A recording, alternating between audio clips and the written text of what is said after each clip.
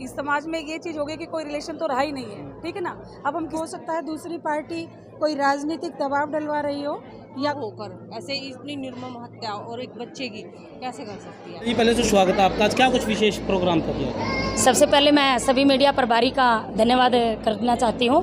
मैं डायरेक्टर रिया जांगड़ा। आज हमारा संस्था का जो दिव्य किरण संस्था है हमारी, पिछले 4 वर्षों से जो विकलांग बच्चों के लिए काम कर रही है, उसका वार्षिक उत्सव मनाया जा रहा है। इस उपलक्ष्य में हमने विकलांग बच्चों के लिए व्हीलचेयर, कानों की मशीन, पौधे और कुछ अवार्डियों को सम्मानित करने का एक वितरण समारोह रखा है, जिसमें शुगर का निःशुल्क कैंप भी किसान धाम गौशाला के सौजन्य से लगाया गया है।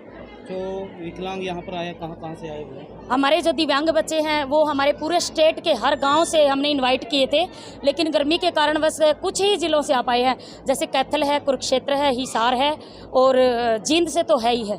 तो 4-5 ज़िलों से हमारे दिव्यांग बच्चे आज आए हैं। वो साथ देने के लिए मैडम जी भी पहुँचे हैं कहीं से? हाँ जी, मेरे साथ मेरी बहन पुष्पा जांगड़ जी हैं, निशा यादव हैं जो ह्यूमन राइट फाउंडेशन की राष्ट्रीय अध्यक्ष हैं, मंजू कौशिक जी हैं जो समाज कल्याण बाल विकास की जो चेयरमैन हैं, कुसुम राणा जी हैं, और हमारी जो दिव्य किरण संस्था की पूरी टीम है। और सबसे ज़्यादा धन्यवाद जिसका मैं करना चाहूँगी वो हमारे पूर्व चेयरमैन राजू प्रजापति जी, जिन्होंने मेरा पूर्ण सहयोग किया है इस संस्था की नींव रखने में भी और इस उपलक्ष्य को मनाने में भी। मैं सभी का हार्दिक अभिनंदन तहे दिल से धन्यवाद करती हूँ। और दिल्ली से हमारी योगाचार्य डॉक्टर सुरेश रानी जी ने हमारा अच्छा सहयोग किया विकलांगों के लिए। इन्होंने व्हीलचेयर हमारे को भेजी है। कानों की मशीन का सहयोग हमें गुरु बृहस्पति दिव्यांग आश्रम के सौजन्य सुरेश शर्मा कैथल जी ने किया है। पौधे का सहयोग हमारी अखिल भारतीय विश्वकर्मा महासंगठन की राष्ट्रीय अध्यक्ष पुष्पा जांगड़ जी ने किया है। निशा यादव की तरफ से हमारे दिव्यांग बच्चों को कपड़े दिए गए हैं। कुसुम दीदी की तरफ से हमारे बच्चों को स्टेशनरी वितरित की गई है। रक्त सेवक परिवार सोसाइटी की तरफ से हमारे बच्चों को खाने पीने की वस्तुएं दी गई हैं। आशीष मल्होत्रा की तरफ से हमारे जो गणमान्य व्यक्ति थे उनके फटके वितरित किए गए।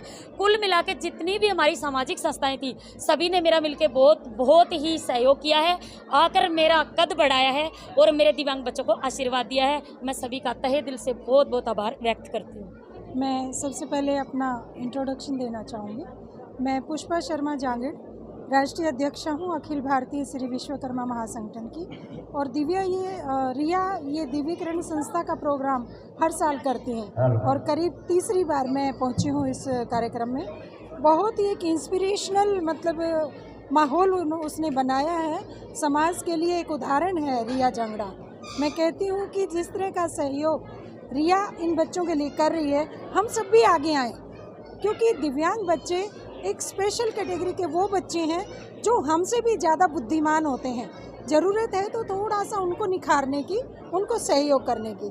मैंने अपना सहयोग पौधों के माध्यम से देने की कोशिश की है, पर्यावरण संरक्षण में अपना थोड़ा सा योगदान दिया है। कहना चाहूँगी कि आज से 4 साल पहले जब इसका उद्घाटन हुआ था तो मैं ही यहाँ पे आई थी, यहाँ पे जाते पास में।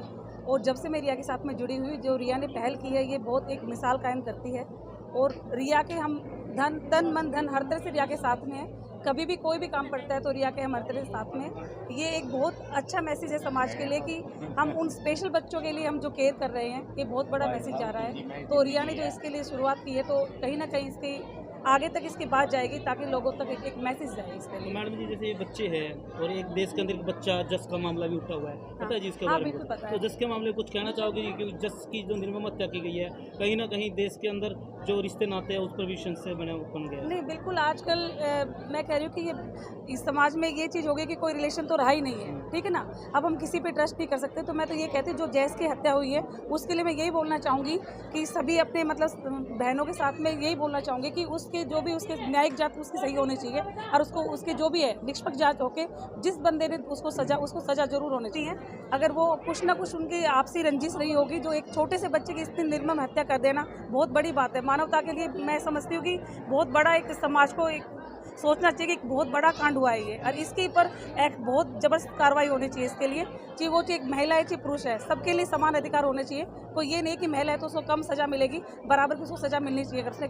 अगर इसी के मामले की बात करें मैडम जी, अभी तक न्याय नहीं मिला उस बच्चे को। लगातार काफ़ी दिन हो चुके हैं, लगातार उसके परिवार के जो सदस्य हैं पूरे देश में एक ही गूंज उठ रही है कि उसको न्याय मिलना चाहिए। बिल्कुल। देखिए, हो सकता है दूसरी पार्टी कोई राजनीतिक दबाव डलवा रही हो या कोई पैसे वाली पार्टी हो। कुछ तो ऐसा जरूर है कि राजनीति से प्रेरित भी ये केस हो सकता है। लेकिन इस तरह की जो निर्मम हत्याएं हो रही हैं, ये समाज के लिए बहुत बड़ा धब्बा है। हम अपने बच्चों को सेफ नहीं समझ सकते इस तरीके से। मैं कहती हूँ सभी संस्थाओं को आगे आना चाहिए और उस कार्य को पूरा कराने के लिए उसकी मदर को और उसके परिवार वालों को अधिकार दिलाने की पहल करनी चाहिए। ऐसा ही अभी एक केस आपने सुना होगा, जुलाना में भी हुआ है। एक एससी समाज का बंदा था जिसके साथ पुलिस अंदर जाती है, जबरदस्ती उसको लेके आती है, परिवार को बताया नहीं जाता है। 15 को ले जाते हैं, 13 को ले जाते हैं, 18 को उसकी लाश वापस आती है। तब उनको बोला जाता है कि अपने बंदे की लाश लेके जाइए पीजीआई से।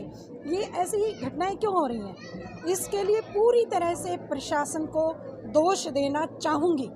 अगर प्रशासन मजबूत हो तो इस तरह की घटनाओं पर रोक लग सकती है। पहले जस का कांड हुआ, फिर वो पप्पी वाला कांड हुआ। ये घटनाएं दोहराई क्यों जा रही हैं? जो राजनीति से प्रेरित और पैसे वाली पार्टियां हैं वो अपना वर्चस्व बना के चल रही हैं। तो हमारे समाज में जैसे इस प्रकार की घिनौनी जो अपराध हो रहे हैं या घटनाएं हो रही हैं, तो ये बिल्कुल गलत है। और हम तो यकीन भी नहीं कर सकते कि एक माँ होकर ऐसे इतनी निर्मम हत्या और एक बच्चे की कैसे कर सकती है।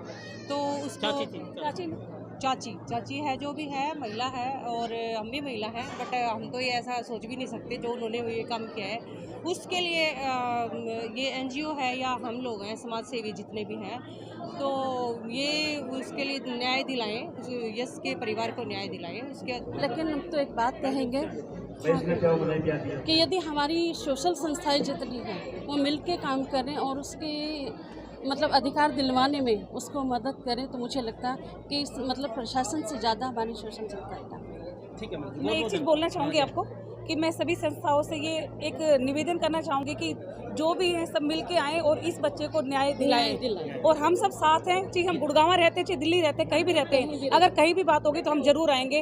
हर तरह से हम अपनी पूरी टीम को लेके आवाज़ एक है कि हमें न्याय मिलना चाहिए उस बच्चे के लिए। सबसे पहले तो भाई आपके चैनल के माध्यम से मैं हरियाणा वाले को सभी को अपनी तो राम राम जी। हाँ जी। और जो अपनी बहन या संस्था चला रही है, तो मैं कहूँगी जो भी संस्था है अपने हरियाणा के अंदर हो या बाहर हो, तो सभी संस्थाओं ने आगे बढ़कर हिम्मत बढ़ानी चाहिए, साथ देना चाहिए। हमारी जो बहन रिया जांगड़ा है बहुत अच्छा काम कर रही है, यहाँ का निर्माण में बहुत खुशी हुई। और जो जस की बात थी भाई, जस के तो हम ये बात कहेंगे, जब तक उसका परिवार सहमत नहीं है ना, तो जनता भी सहमत नहीं है। और जब पूरी जनता और जस का परिवार सीबीआई की जांच क्यों नहीं हो रही। और दूसरी बात यह, अभी जो उसकी चाची अंजलि है, देखो एक माँ है, वह भी उसके बच्चे में जब पेट में बच्चा है तो एक वह भी माँ है, उसने ममता का पता। लेकिन एक लेडीज ऐसी काम नहीं कर सकती। अभी वह इतनी मतलब निर्दयी हत्या हुई है जिसकी अभी इतने उसके हाथ भी तोड़े गए हैं, पैर भी तोड़े गए, उसका गुप्त अंग भी कटा गया। कोई लेडीज ऐसा काम कर नहीं सकती जो इतना बड़ा अपराध होया। तो अंजलि के साथ जो है, तो उसके साथ में कोई ना कोई उसके पीछे हाथ जरूर पाओगा जब इसका जस का ये कांड होया। और मैं तो यह बात कहूँगी, जस के कांड के साथ साथ हमारे सभी माताओं में, बाणा में, सब में डर पैदा हो गया कि भी परिवार में अगर बच्चे छोड़ कर जावा, तो हमने भी ये डर पैदा रहा है कि भी जस वाला कांड हमारे बच्चे के साथ भी ना हुआ है। तो हमने सब ने मिलकर साथ देना चाहिए और न्याय तक हमने उसको पहुँचाना चाहिए। और जस का जो है अपराधी, जो असली अपराधी, वो सामने आना चाहिए। धन्यवाद।